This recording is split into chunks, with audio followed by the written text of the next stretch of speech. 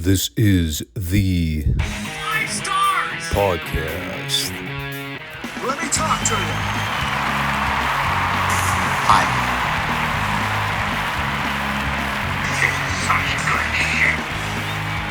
So, what do you guys want to talk about?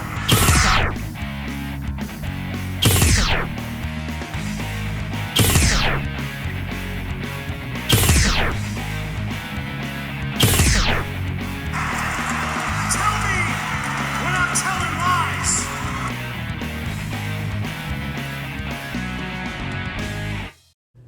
Thanks, guys. Back to you. What is going on, everybody? It has been a very depressing several days here in Ohio.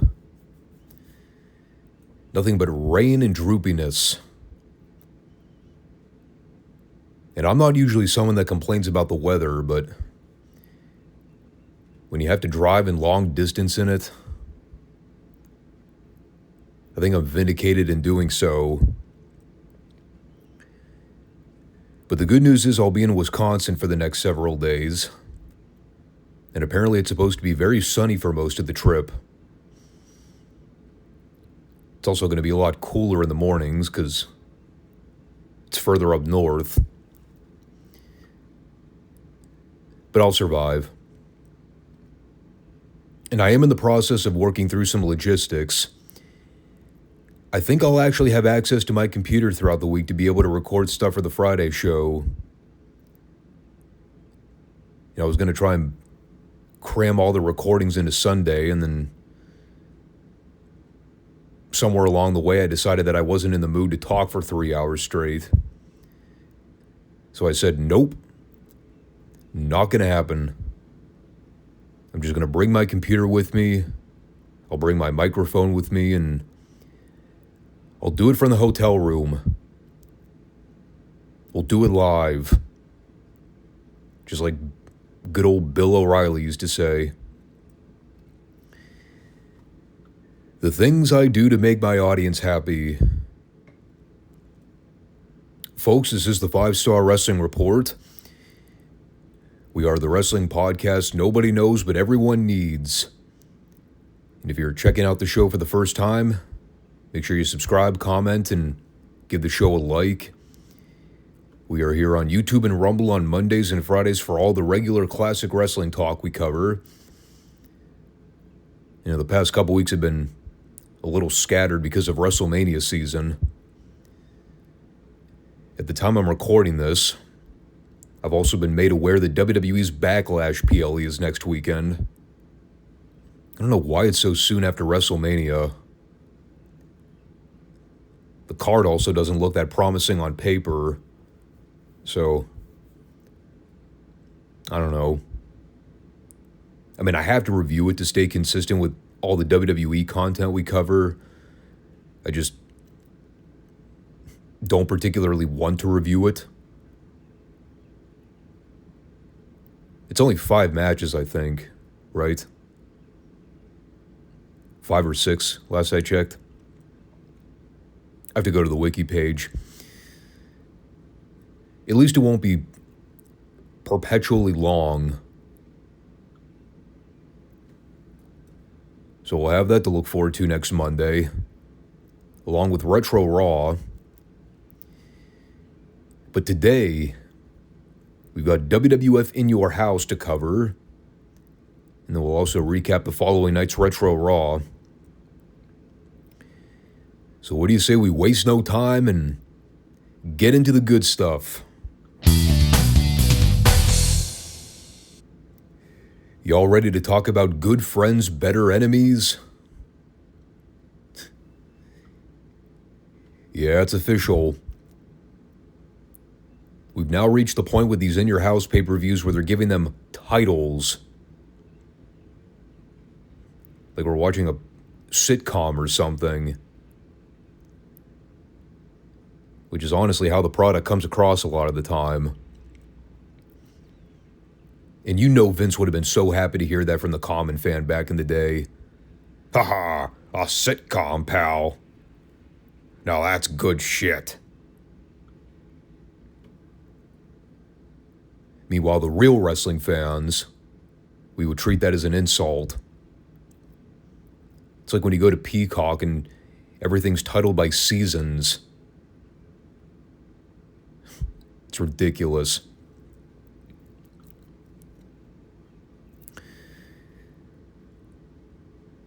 So this pay-per-view,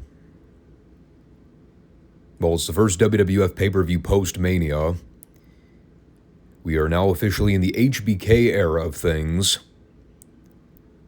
And of course, the whole theme behind the title of Good Friends, Better Enemies is to highlight the implication of the Diesel-Shawn story. Former friends turned bitter rivals. Even though everybody and their mother knew that they were like the closest of friends. That was pretty much the main selling point for the entire card. Everything else was either wholly forgettable or so bad you wish you could forget about it after having watched it. I.e. the Ultimate Warrior versus Goldust. This is the first time I've actually gone back and seen the show start to finish since we ordered the thing back in '96.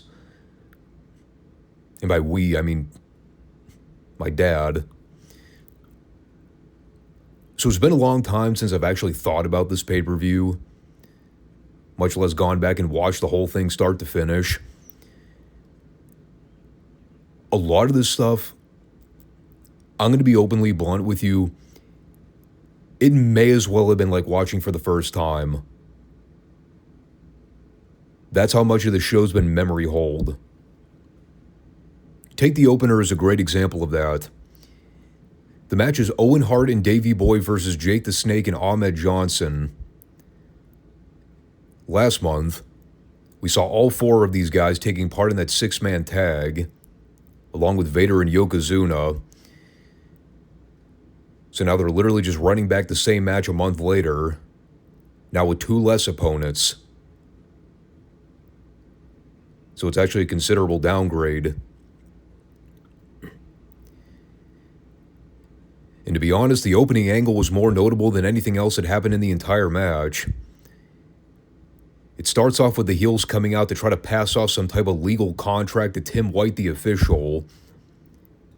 And the contract states, due to reasons that are entirely unexplained, Jake Snake is banned from being at ringside. And before anybody tries to insinuate that I'm making a penis joke, I'm talking about the literal snake. So, of course, Jake comes out with the giant sack, and upon being given the news that he has to take the snake to the back, he then pulls the snake out of the bag, and he rubs it up against Clarence Mason and Jim Cornette, in which Jim Cornette proceeds to take a bump and knock himself out cold. And it was one of the phoniest fucking things I've seen JC do in a very long time. Probably ever. Him having to sell a heart attack for the gimmick snake. And then being so blown up he sounded like Mickey Mouse after whiffing air out of a balloon. So they wasted like 5 minutes of pay-per-view time to do that totally pointless angle. And the rest of the match was a mostly boring TV quality main event where Bulldog kept playing chicken and trying to avoid wrestling Ahmed. We also had a crowd shot of Diana in the front row looking, as Vince described, troubled. His claim was that she had a troubled look on her face.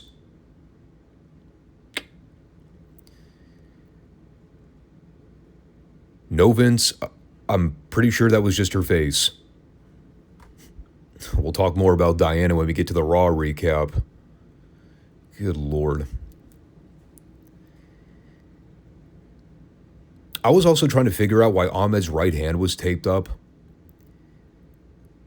Did I miss a TV angle where the heels broke Ahmed's hand in storyline? Because, well, if the hand was supposed to be broken, he did a horrible job selling it. There's your newsflash bulletin for the week. Ahmed Johnson, terrible seller.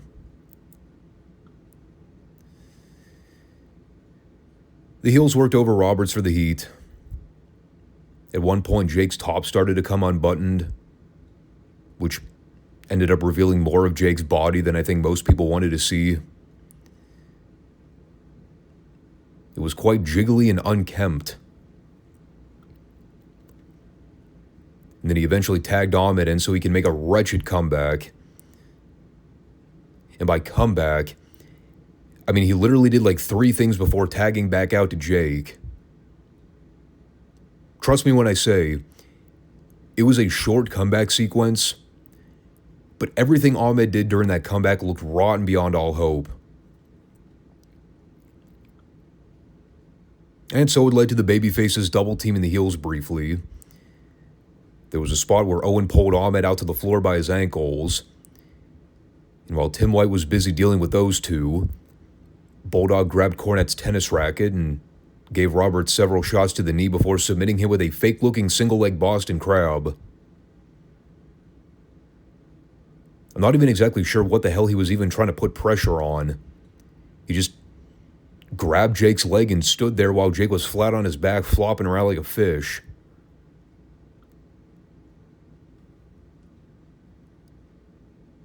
But there you have it. Obviously, with Bulldog going over here, you can clearly tell they were setting him up for a big title match with Shawn next month. The infamous Beware of Dog pay-per-view, which we'll talk about when we get there. You know what we have to talk about right now? This fucking god-awful Ultimate Warrior Goldust IC title match. Fuck, this was so dumb.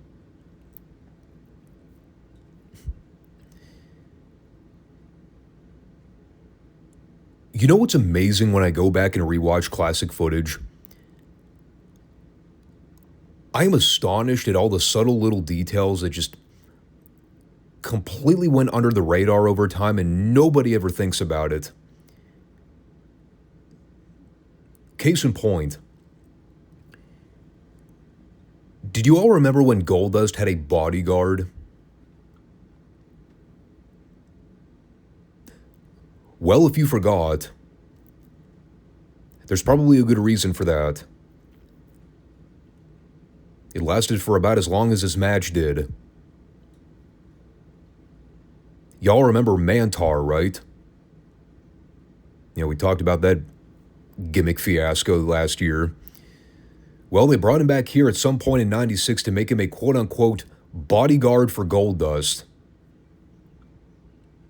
There was never any explanation for it. I don't believe there were ever any angles or promos on television to address it. They just randomly decided on a whim, let's bring back Mantar and have him be Goldust's manager. Or bouncer. Whatever he was supposed to be. And then, well, I guess Vince decided the next day, fuck it. We're scrapping the bodyguard idea. It's not getting over.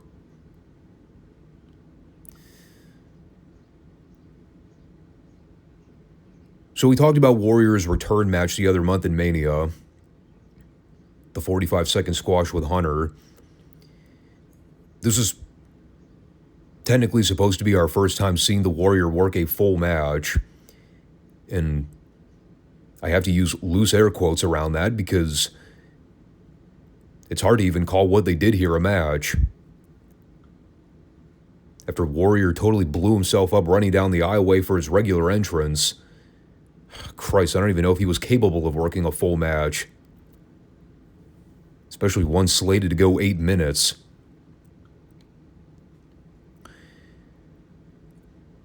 So here's what basically happened.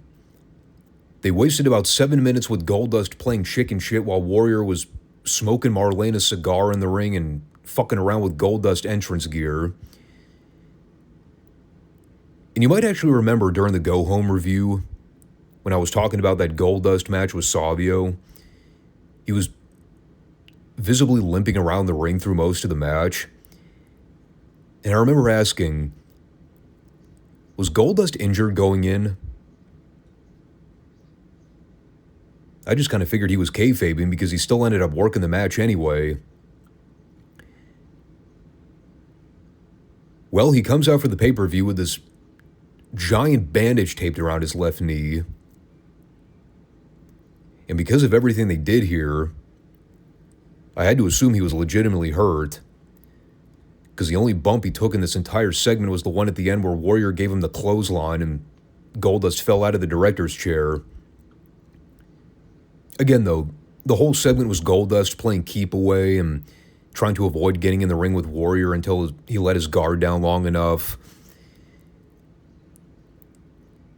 And I guess the question I had during all the pre-match antics, why wasn't the referee attempting to count Goldust out? Now, he ended up losing via countout after the Warrior gave him the clothesline, and the heels just bailed to the back. But for the previous 7 minutes, the ref just stood around while Goldust was stalling on the floor and refusing to get in the ring. Keep in mind, the bell had already sounded.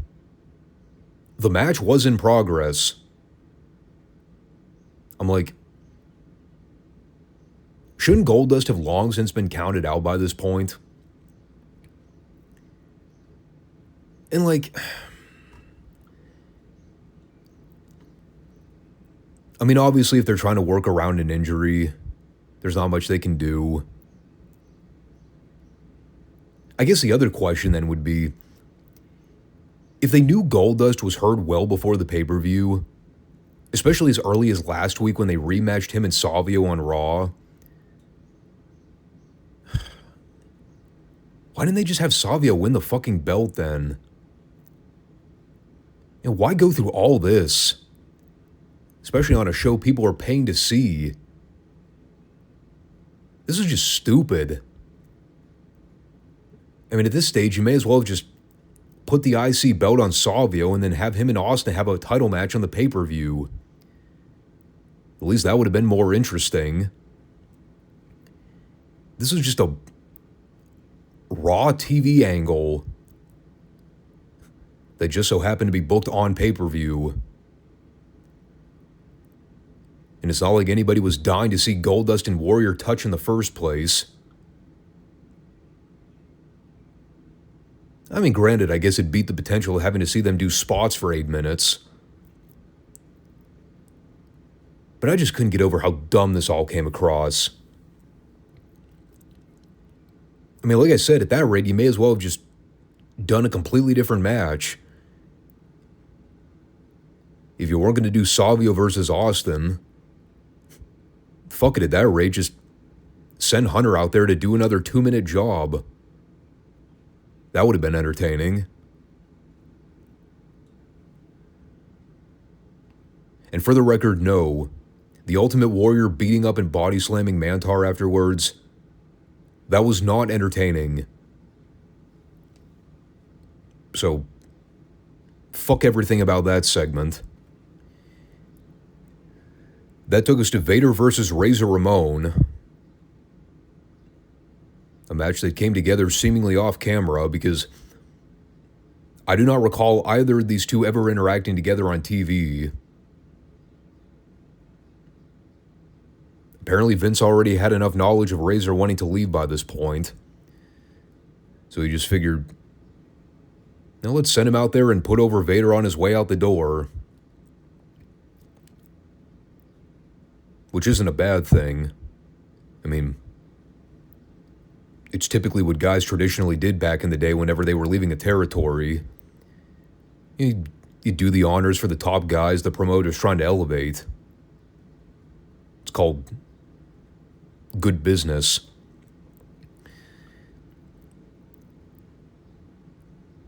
I don't want to use the term surreal because that's not entirely descriptive of what happened in this match.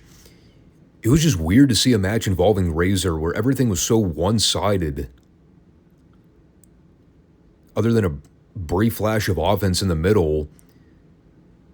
Go back and watch the match. Vader dominated like 70% of the thing.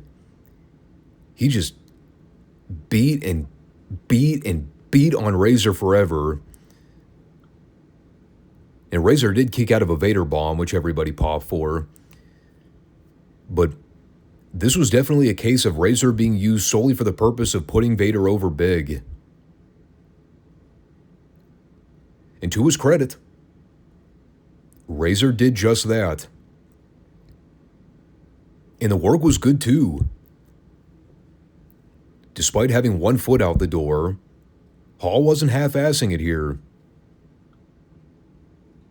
I actually ended up enjoying this match a lot more than I thought I would. Yeah, despite it being a relatively cold match, I thought it was the best match on the entire pay-per-view. I even liked it more than the main event. And I thought the main event was pretty good too. I mean, the closing minutes are where things really picked up, though, with Razor trying to give Vader the Razor's edge out of the corner, but not being able to keep him up on his shoulders. And then he ended up giving Vader the big electric chair spot like a minute later, which he then tried to follow up with another Razor's edge, but then Vader reversed it with a backdrop and hit a seated splash on Razor's chest for the 1-2-3. Again, man, give him credit. I understand that Scott Hall didn't always have the best reputation in wrestling, but out of that core clique group with Nash, Hunter, and Shawn, gotta say, Hall was the one that never had issues putting anybody over when necessary. He wasn't selfish. He knew his role here, and he did it perfectly. Didn't try to sandbag Vader. Didn't try to go into business for himself and act unprofessional. This worked well. No complaints from me at all.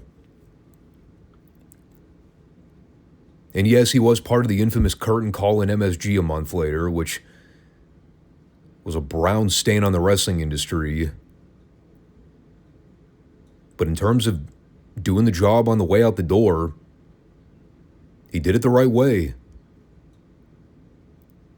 And it wasn't for his best friend, so I credit Hall more than I do Kevin Nash. Before I talk about the WWF Tag Title match, I have to say this. WWF apparel, to me, has always been very unappealing. I've been a wrestling fan for most of my life. I've never purchased, nor have I ever thought about purchasing a WWF or WWE themed t-shirt, ball cap, or any type of article of clothing. Seeing the commercial for WWF polos with matching ball caps, God, it made me feel so good about myself for never having invested in wrestling clothing. If you're stupid enough to buy a purple, green, or red polo with the tiniest fucking logo of Shawn Michaels, Ultimate Warrior, or The Undertaker in the upper right portion of the shirt, then you deserve to lose out on that $40. Or however much it was. Keep in mind, $40 in the 90s, that was a pretty big deal. I'm not going to break out the inflation calculator, but that was pricey. Especially for probably the quality of the shirt you were getting. I just had to throw that out in the open. The only thing remarkably appealing about that commercial were the two boob shots of the girls posing for the camera. And even in that case, I was still moderately turned off by the oversized polo shirts. But now that we've covered the real substantial detail, let's talk about the Godwins and the Body Donnas for the tag straps.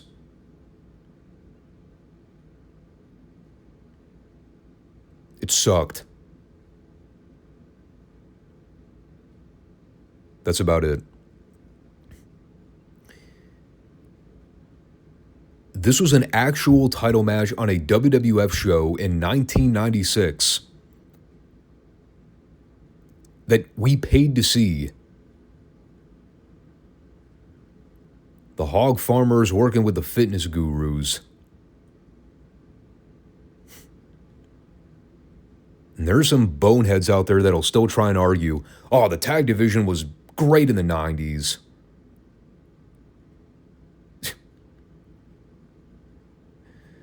All right, bro.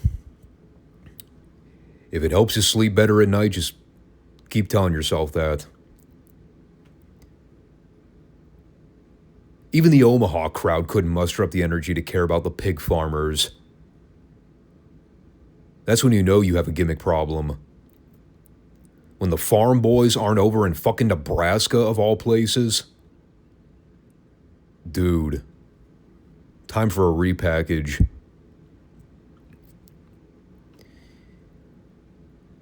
So they're out there having this hideously dull match. And right as Henry Godwin's making the comeback on the heels, Sunny comes out with a literal framed picture of herself, which is ironically humorous for a whole variety of reasons, not directly related to the spot they were about to do. And so she gives it to Phineas, because I guess he has a crush on her in storyline. And while the ref's yelling for everybody on the floor to stop being disruptive, Henry hits the slop drop on one of the body Donnas, which leads to the heels pulling the twin magic deal so they can stack up Henry in a small package and steal the win. I like that she actually signed the photo, "To my pig," with a giant heart under it.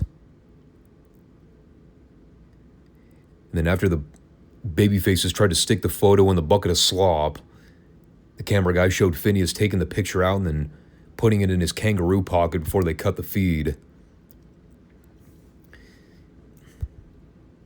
I mean, the rest of the match is utterly stupid, but I did kind of get a chuckle out of Phineas grabbing the picture at the end of the segment.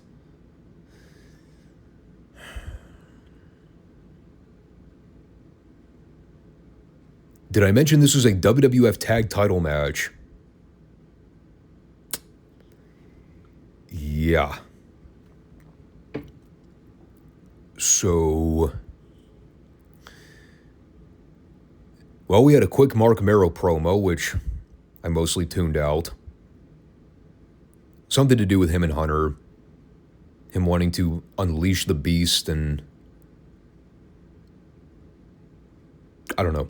All I remember thinking afterwards was, I've been able to make more sense out of Ultimate Warrior promos and whatever the fuck Merrow was droning on about for hours in this promo. Literally at this stage, I'm convinced that the only reason they even had this guy on screen was to highlight Sable's tits. For the record, I'm not projecting. I'm just being honest. There's a reason Sable quickly became an on-screen persona with Mark Merrow. And I assure you, it was not due to her acting ability. With that, let's talk about the main event. Shawn versus Diesel for the WWF title. Yeah, it really didn't take long to reach the main event, did it? Goes to show how lousy mostly everything else was.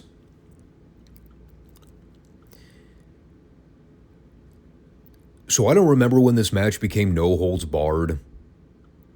If it's something they announced on television, I obviously wasn't paying close enough attention to it.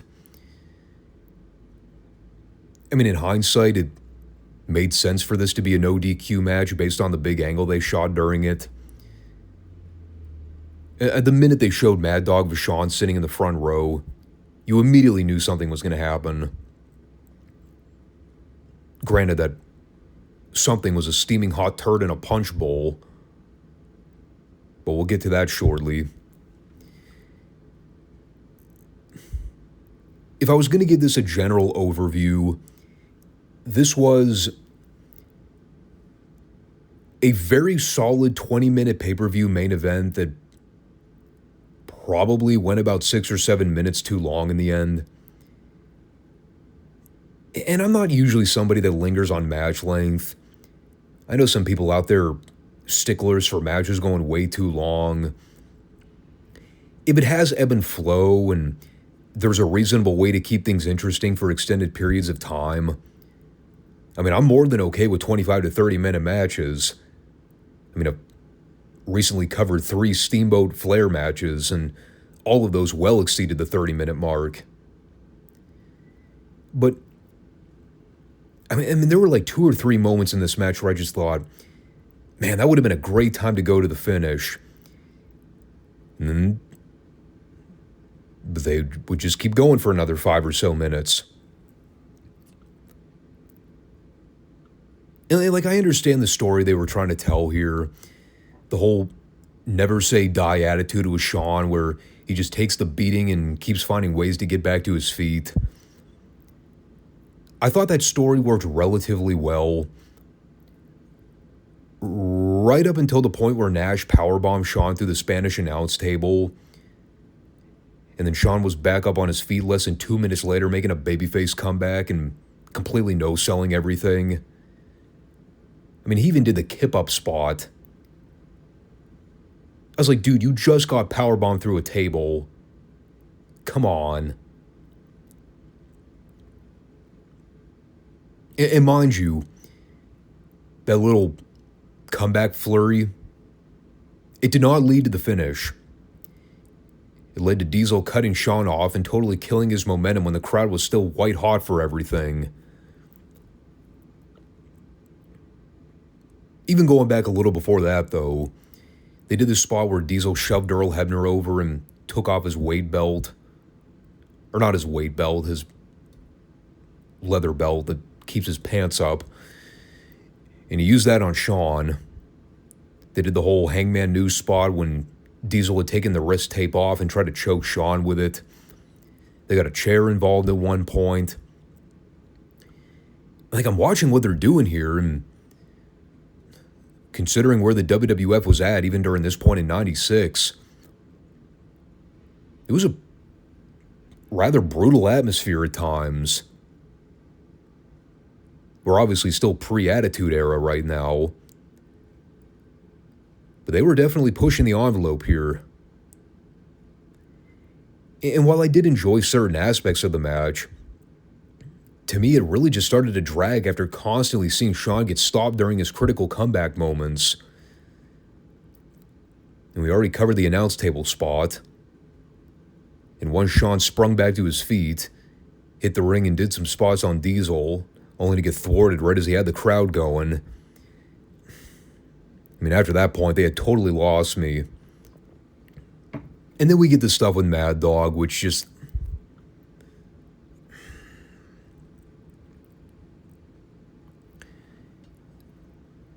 I honestly don't even know what to say about it, other than...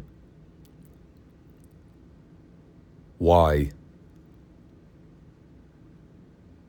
Why was it necessary? Just as a means of getting cheap heat? I mean, it's not like it ever led to anything afterwards.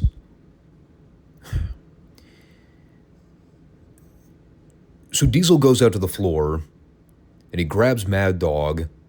He drags him through the barricade and proceeds to remove his prosthetic leg. And of course, now every wrestling fan under the age of 40 is asking, wait, Mad Dog with Shawn had a prosthetic leg? Well, I presume the WWF expected that everybody already knew about that. In the incident where Maurice Vachon had to have his leg amputated after he was hit by a car. Now, I knew that.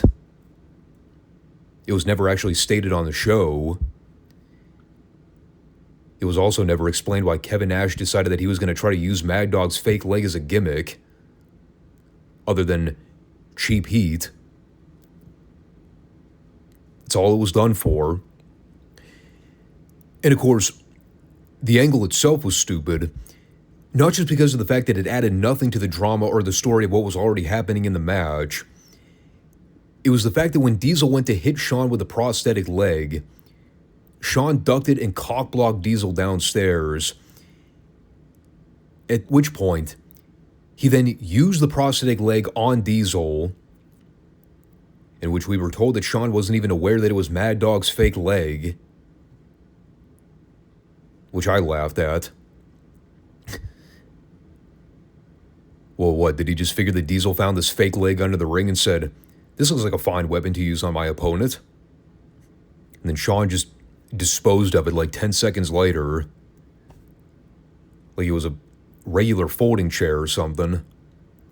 I have no more use for this, so I'll just throw it out of the ring like it's trash. And then he hit Diesel with the sweet chin music and pinned him. All the while, the Mad Dog Vachon situation was never brought up for the remainder of the pay-per-view. Shawn just did his post-match celebration. Diesel rolled out to the floor and pretty much no-sold the kick immediately. And that is how the show went off air, with Shawn posing in the ring and barely selling a lick after having been beaten to powder for the previous 20-odd minutes.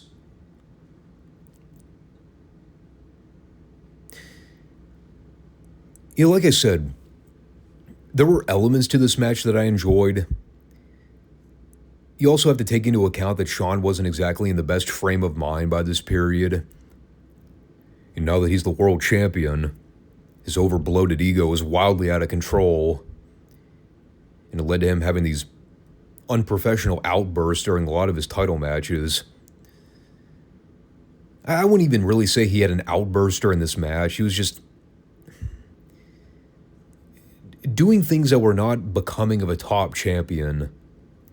Again, like no selling a guy's move, just talking trash in front of the camera, and, you know, again, he's supposed to be a babyface. I don't know, it was just very condescending.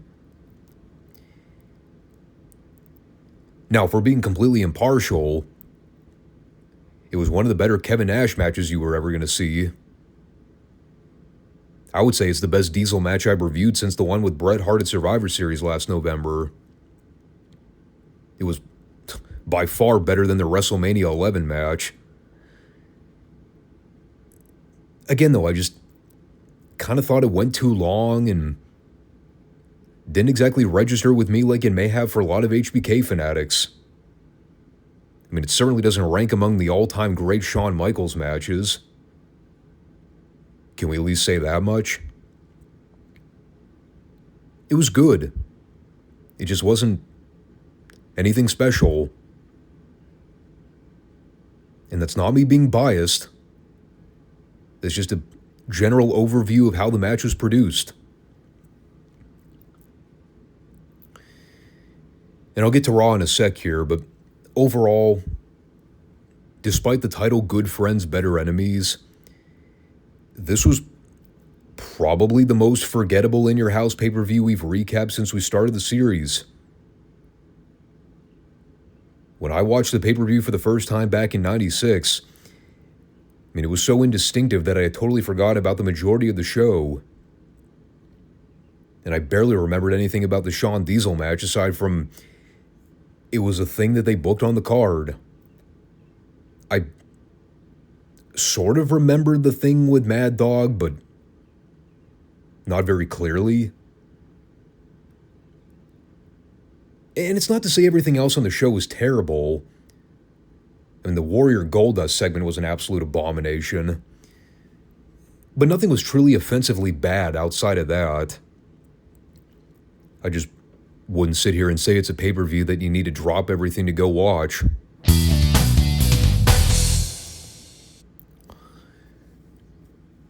But that leads us to the following night's Raw. Oh, by the way, I didn't mention this during the pay-per-view recap, but I did make a note about it.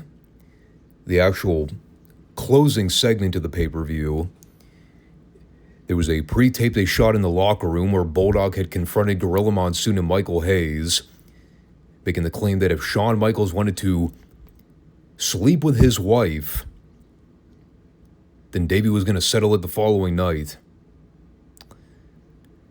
Now, of course, when they first shot and aired that, I was like, excuse me, what? When was Shawn messing around with Diana? I thought he was only plunking Sonny in the locker room. I mean, I know rumors spread fast these days, but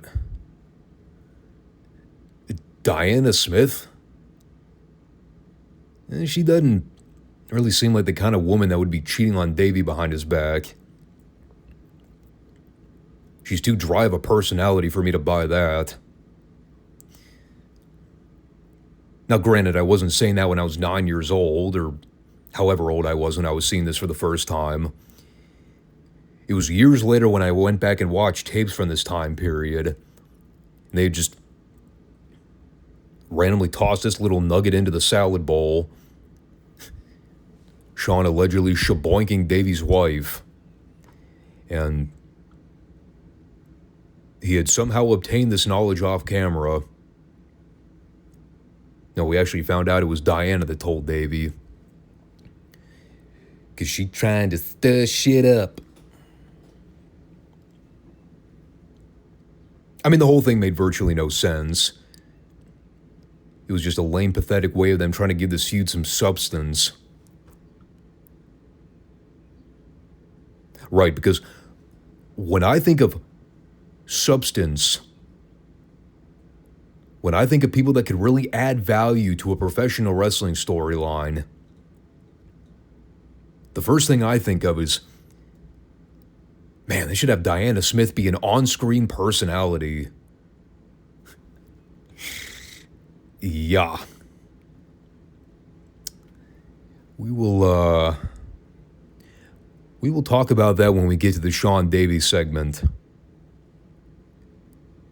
The opener for the week was Mankind versus Bart Gunn. And they were actually playing Mankind's original WWF theme here, instead of that ridiculous canned piano medley. As soon as I saw Bart, I remember the fact that the smoking guns are still a thing. I forget what happened with Billy around this point, but I know he was injured.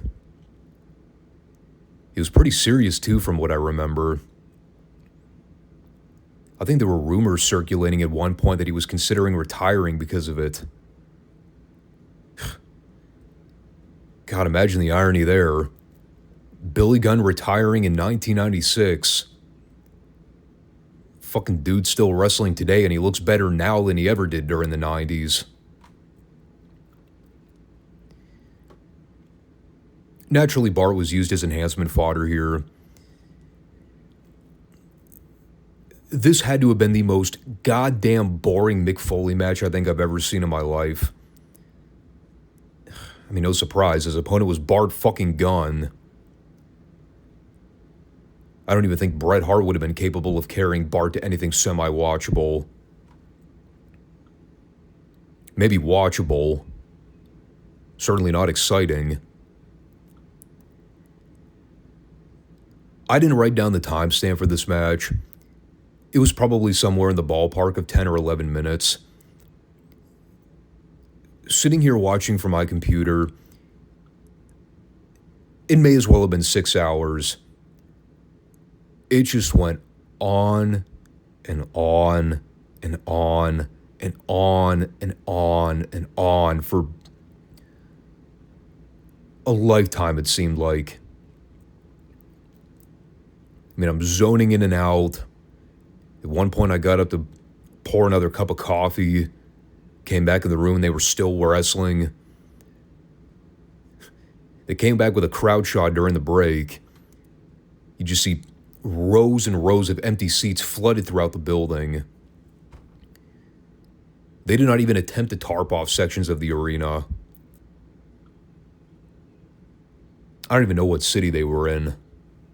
Somewhere in Iowa, I think. If those seats were filled by ticket buyers, they picked the opportune time to get up and go to the food stand.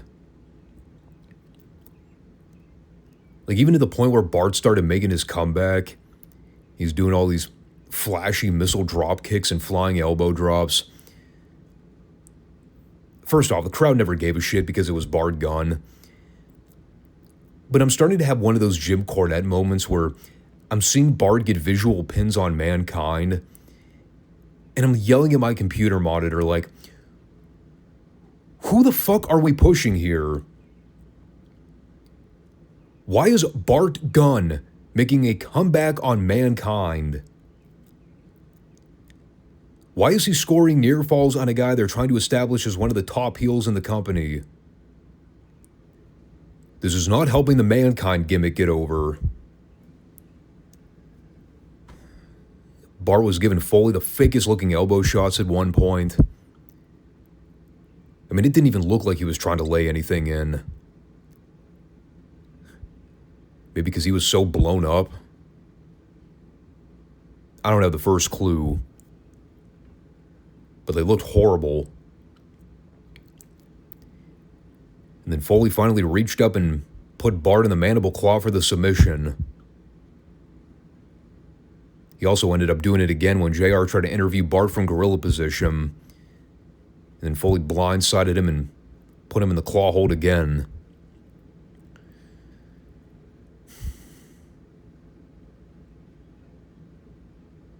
Yeah, so far this Mankind run kind of sucks. Not gonna lie. And I say that as somebody who liked Mick Foley growing up. And while I did love the Mankind-Undertaker feud, I've been on record saying that, in terms of his first month trying to establish the gimmick on television, it's not as great as I remember it being as a kid. Which I guess is true for a lot of things we cherish from a young age. Then we go back years later to try to reminisce and we're like, yeah, it's not as great as I remember.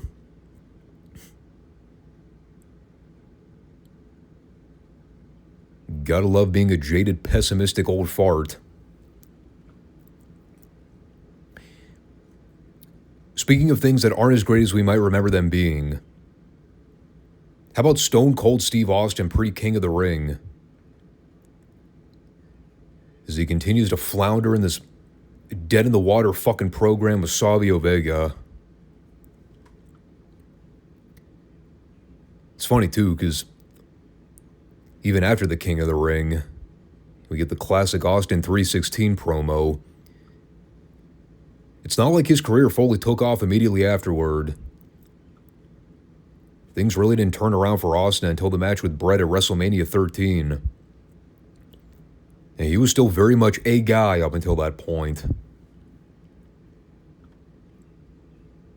And again, did I mention he was feuding with Savio Vega here in May of '96?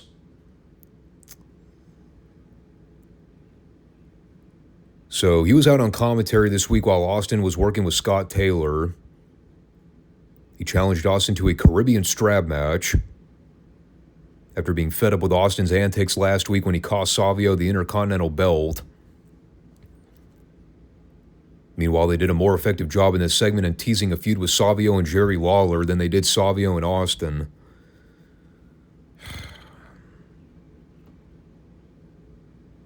It was a 2-minute squash. Austin won with a Cobra Clutch hold. I had literally nothing else to say about it. He did at one point give Taylor the big swing spot. So I guess that's one wrestling move we can say wound up becoming more popular as time went on. The giant swing. And all it took was Claudio Castagnoli to get it over in WWE, and now it's the most over thing about Claudio, period. Now that he's unfortunately roped into the garbage with Moxley and the Death Riders. In any case, after Austin won, Savio challenged Austin to a strap match right then and there. And after the heels tried to bail, Savio ran into the ring and whipped Austin from behind, and they pretty much immediately cut the commercial. By the way, what a cowardly babyface. Striking the heel from behind when he wasn't looking. That's a quality thing for a protagonist to do. Oh, by the way, what a great WCW moment, too. Let's do a really hot angle and then immediately cut away from it and kill all the momentum promptly. I guess TNA was guilty of doing the same thing back in the day. Not that I'm particularly moved by the idea of Savio versus Austin in a Caribbean strap match. I guess it beats the alternative of Savio versus Austin in a regular standard singles match. We already saw that one at WrestleMania. It was about as memorable as the last time I got up to take a piss. And that brought us to the big confrontation between Shawn and Davey Boy. It's time to get some clarity on the angle with Diana. Clarity. We use air quotes around that. Of course, Lawler wastes no time referring to Shawn here as a homewrecker and a womanizer. If y'all thought that was bad, just wait until you hear what Jim has to say about Shawn in a few minutes. Lawler's comments are fluff compared to Jim Cornette's.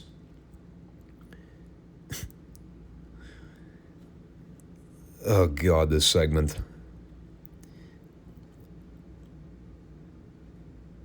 I mean, let me just say upright, the whole thing was utterly absurd.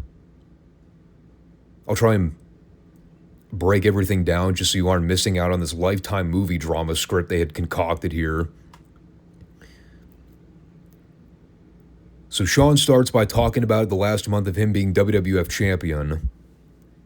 The fact that he's adapted to various ring styles and proved the haters wrong.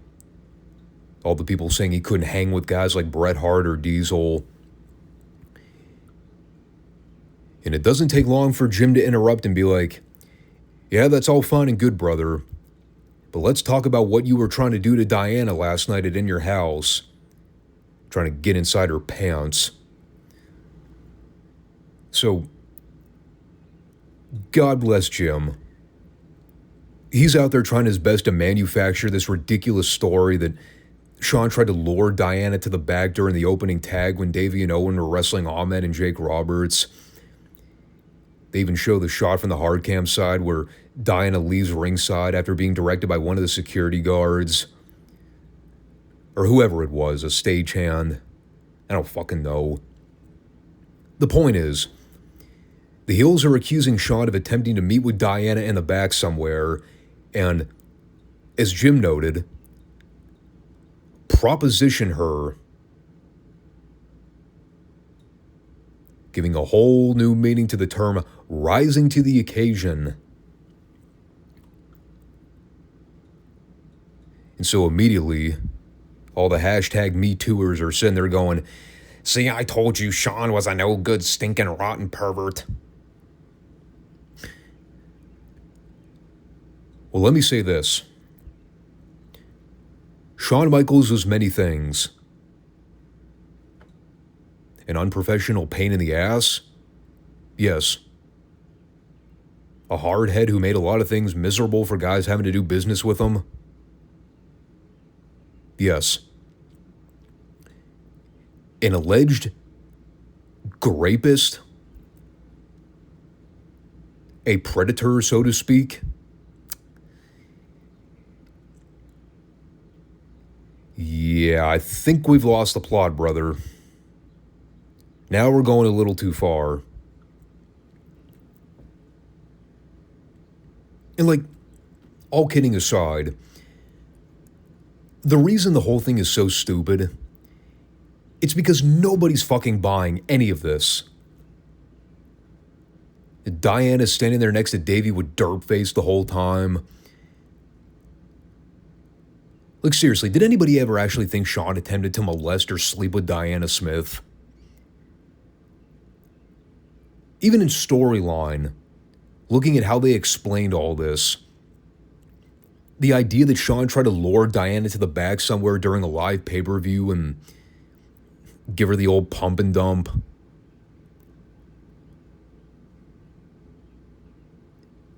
They do realize there were people in the building, right?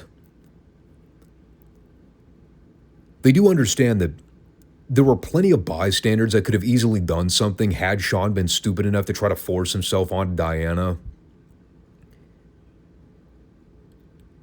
Shawn's not that much of an idiot. If he really wanted to sleep with her, he'd have waited till after the show to try to invite her back to his hotel room or something. Like, come on. We're not goddamn morons.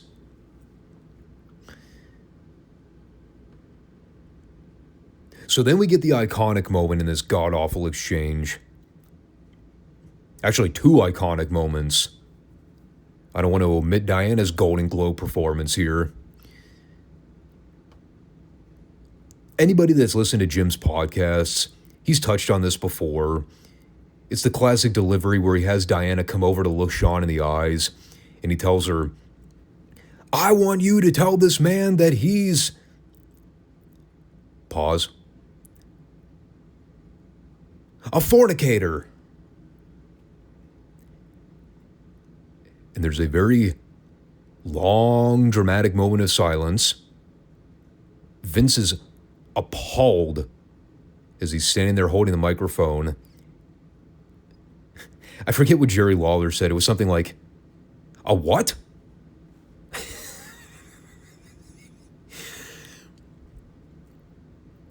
I kid you not. I have no idea how anybody in this segment didn't break kayfabe when Jim uttered the word fornicator. I died laughing. I'm sure Lawler was sitting on the headset covering his mouth trying to hold back. It is the greatest thing I've ever heard anybody call Shawn Michaels. Partially because deep down, I'm sure JC loved every minute of being able to demean Shawn like that. And let's be honest, those two are not necessarily the best of friends back in the late 90s. So he probably felt good about saying that out loud. I'm sure he wanted to say far worse, but standards and practices, they're on television. But then we get Diana speaking. And, boy, it was quite the experience. She had one line to deliver to Shawn. And, honestly, dude, she could have rehearsed this goddamn line in the mirror 100 times over. I still don't think she ever would have managed to make it sound convincing. The most robotic, one-dimensional tone ever delivered by a female in a wrestling ring. And that covers a lot of ground because I've heard some shitty promos from women in wrestling over the years. She looks at Shawn, absolutely petrified to be on camera, and she goes, "Shawn, I know you want me." Damn it! I still did a better job than her. Dude, I'm not kidding. I was trying so hard to be more bland than Diana was here.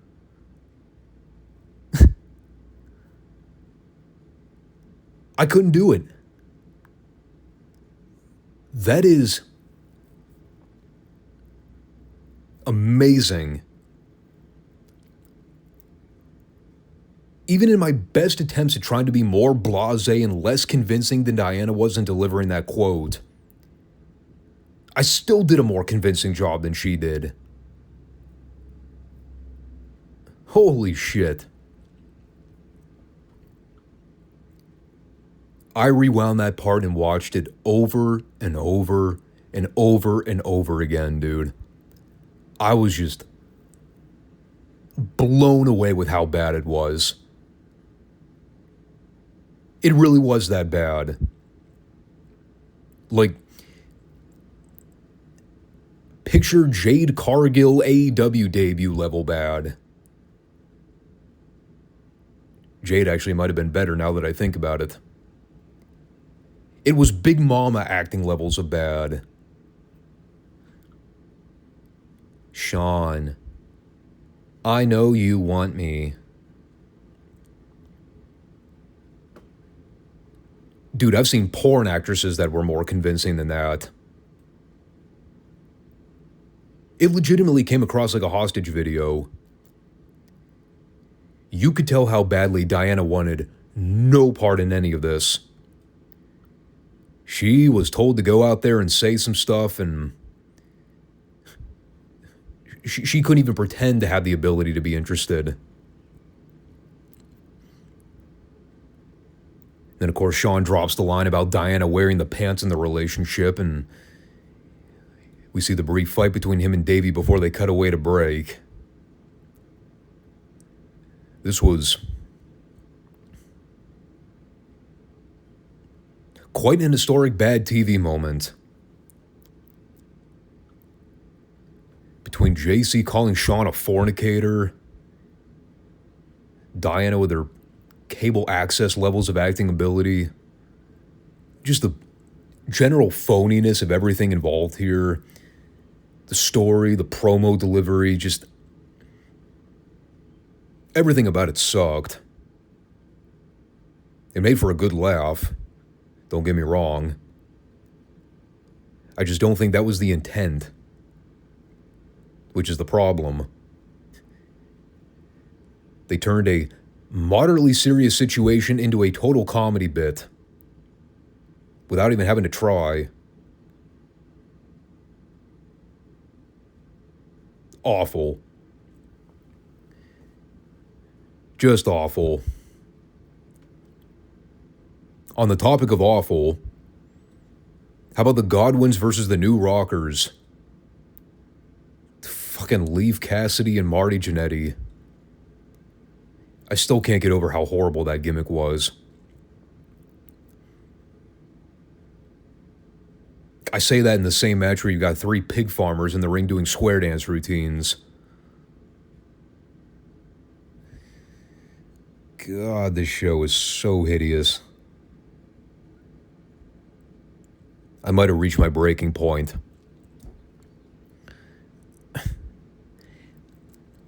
I mean, the only thing in this entire segment that wasn't hideous was Sonny's breasts.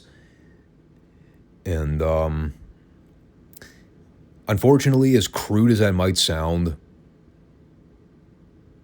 to quote CM Punk, tell me when I'm telling lies.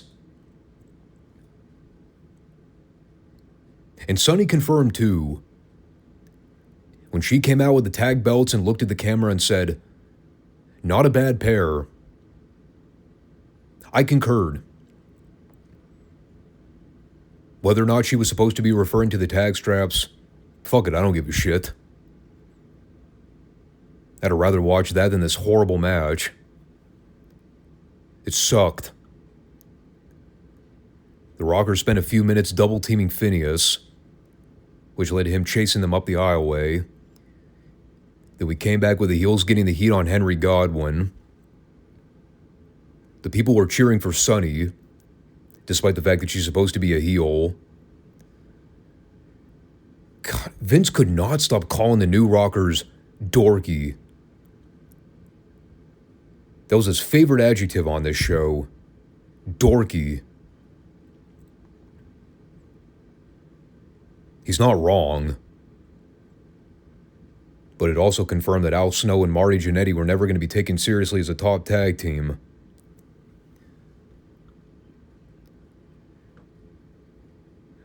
So it breaks down into a 4-way. I wasn't paying all that close attention, so I wasn't entirely sure who the legal guys were at that point. Phineas and Marty took a bump out to the floor while Snow and Henry were brawling in the ring. But then the ref rolled it a double count out, so I guess Phineas and Marty were the legal guys. All I know is you could hear pins dropping in the building when that finish was called. Nobody gave a shit. I don't know what this is setting up. I guess they're trying to figure out who the next number one contenders are for the Body Donnas. Based on what they booked here, I vote neither team. In fact, if they just did an angle next week where they set the tag titles on fire and threw them in the garbage can, I'd be more than happy with that. The only thing keeping those belts moderately interesting right now is Sonny holding them up on television every week. Which is actually a clever business tactic. You don't care about the tag belts? Well, you will if you see them being carried around by a young perky blonde with big boobies. All right, you got me. I'm hooked. So then we had a quick pre-taped interview with JR meeting up with Mankind in the basement. And or the bowels of the building. To quote a famous Vinceism. And this was actually a pretty good promo from Foley, all things considered. He's talking about his mandible claw hold and how he spent years of his life trying to find the one hole to exploit the most vulnerable of all 740 pressure points on the human body. And after testing out most of these on himself, he found that the surface underneath the tongue is the most susceptible to temporary paralysis. I know I'm starting to sound like a medical doctor right about now. I can't confirm whether or not that's true. Admittedly, I haven't spent enough free time testing out these 740 various pressure points on myself. But, well, Foley talked about that for a while. And then he told The Undertaker that he's growing tired of his weakness. And he looks forward to making quick work of him again in the future. He also told us to have a nice day. So at least he's a generous loon bat. And then we had the main event of the Ultimate Warrior versus Isaac Yankem, which went pretty much as anticipated. They had about 5 minutes left of airtime at the start of the match. They wrestled for about 90 seconds, went to break, and by the time they came back, Warrior was setting up Yankem for a big flying shoulder tackle in the Warrior Splash. We were told that Yankem had gotten the heat on Warrior during commercial. They, strategically decided not to air any of that. Probably a wise call. Hey, remember when Isaac Yankem was working a feud with Bret Hart last year? Well, here he is about 8 months later jobbing to the Warrior in a 5-minute TV main event. Never in my life would I think that I'd be anxiously waiting for them to drop this gimmick so we can finally get fake Diesel. But, it's kind of where I'm at with this gimmick. Every time I hear that horrendous drilling sound for his theme music, I immediately want to get up and leave the room. By the way, for those of you wondering if Warrior is going to continue to feud with Goldust for the IC title, the answer is no. They're just immediately moving on from it and setting up Warrior's next program with Lawler. Probably with the idea being, if anybody's capable of making the Warrior look reasonably okay in a wrestling match, it's Jerry Lawler.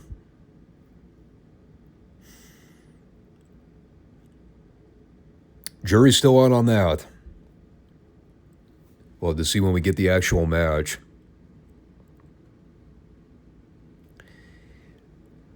But that was Raw. Boy, was it. God, that show was horrible. It actually was probably much worse than I'm giving it credit for. But I've reviewed so many bad Raws lately. And this one just kind of blended in with all the others. That Bulldog Michaels segment was an all-timer. As an all-time bad segment. But at least it was funny. I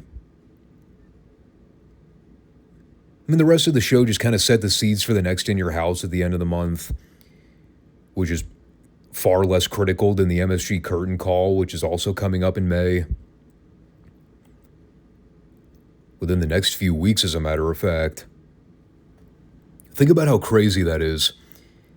This is the April 29th episode of Raw.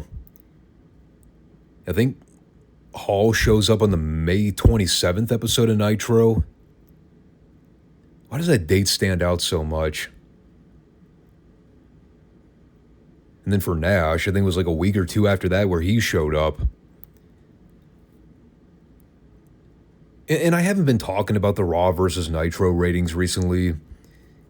I know I kind of broke form there because I know we were tracking that stuff at one point. I kind of got bored with it, if I'm being honest. I mean, the numbers stuff just never appealed to me all that much. But by the summertime, I think maybe a few weeks after Hall and Nash show up in WCW, that's when we enter the 83 consecutive weeks deal where Nitro just continues to beat Raw in the ratings. I mean, at that stage, it's not even worth covering the numbers because the story is pretty self-explanatory. Raw was still clinging on to a few victories here and there around this point. I think they still technically beat Nitro this week. But it's easy to see why those numbers quickly turn in favor of the opposition by the summer. Because while WCW had the NWO and all the crazy off-the-wall shit happening over there, all the stars they were bringing in from overseas, the Japanese and the Mexican influence, Raw had fucking Shawn Michaels being accused of being a womanizer. And meanwhile, their one golden ticket in the form of Stone Cold Steve Austin, he just continued to lay there dormant for another 9 or 10 months. They had the next big superstar right under their fingertips. And bonehead Vince just couldn't fucking figure it out for almost an entire year. It's insane. But that is going to round out this episode here. And again, when we come back on Friday, we will have all the retro content.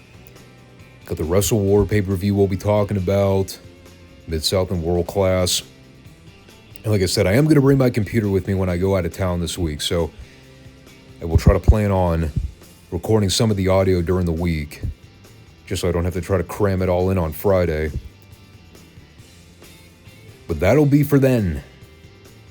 So folks, thanks everybody for checking out the show, and I'll catch you all at the end of the week. Take care. Peace out.